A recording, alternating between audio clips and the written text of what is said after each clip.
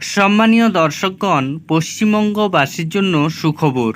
মাননীয় মুখ্যমন্ত্রী লোকসভা নির্বাচন চলাকালীন জানিয়েছিলেন বিভিন্ন মঞ্চ থেকে যে রাজ্য সরকারই এবার থেকে পশ্চিমবঙ্গবাসীকে আবাস যোজনা টাকা দিয়ে দেবে এবং লোকসভা নির্বাচন শেষ হয়ে গেছে, তারপরেই মুখ্যমন্ত্রী বৈঠক করলেন।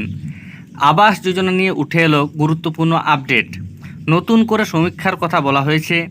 সেই সংক্রান্ত গুরুত্বপূর্ণ আপডেটটি জানার জন্য এবং আপনাদের অ্যাকাউন্টে টাকা কবে থেকে ক্রেডিট হবে সেই সম্পর্কিত গুরুত্বপূর্ণ আপডেটটি পাওয়ার জন্য অবশ্যই ভিডিওটি স্কিপ না করে দেখুন এবং চ্যানেলে নতুন হয়ে থাকলে ছোট্ট চ্যানেলটি সাবস্ক্রাইব করে নোটিফিকেশন অল করে রাখতে ভুলবেন না।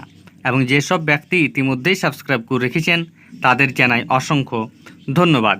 দেখুন আবাস যোজনা নিয়ে প্রতিবেদনে কি বলা হয়েছে।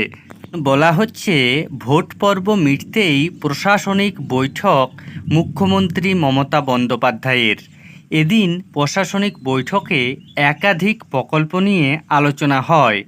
ঘাটাল মাস্টার প্ল্যান থেকে মুড়িগঙ্গার উপর সেতু নির্মাণ। প্রশাসনিক বৈঠকে পরিকাঠামোতেই নজর মুখ্যমন্ত্রীর। প্রশাসনিক বৈঠকে মুখ্যমন্ত্রী জানালেন, ঘাটাল মাস্টার প্ল্যান ফেলে রাখা যাবে না, আরও তাড়াতাড়ি কাজ করতে হবে। কড়া নির্দেশ দিলেন মুখ্যমন্ত্রী। প্রসঙ্গত, ঘাটাল মাস্টার প্ল্যান লোকসভার প্রচারেও একাধিকবার বলেছেন মুখ্যমন্ত্রী।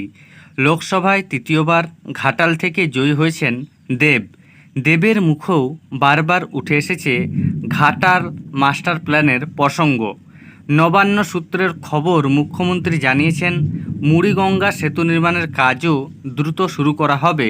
খুব তাড়াতাড়ি গ্লোবাল টেন্ডার হবে মুড়িগঙ্গা সেতুর জন্য। নবান্নের বৈঠকে আবাস যোজনা নিয়েও আলোচনা হয় বলেই সূত্রের খবর। নবান্ন সূত্রে খবর, আবাস যোজনা নিয়ে আবার সমীক্ষার নির্দেশ দিলেন মুখ্যমন্ত্রী। আবাস যোজনা নিয়ে টাকা দেবে রাজ্য সরকার।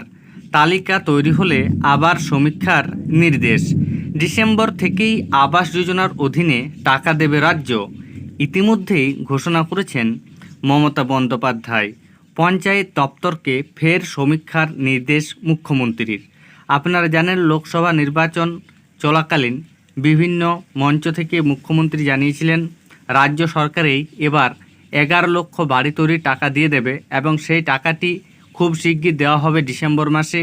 তার আগে পঞ্চায়েতে নতুন করে নথি যাচাই থেকে শুরু করে সমীক্ষা করার নির্দেশ দেওয়া হয়েছে।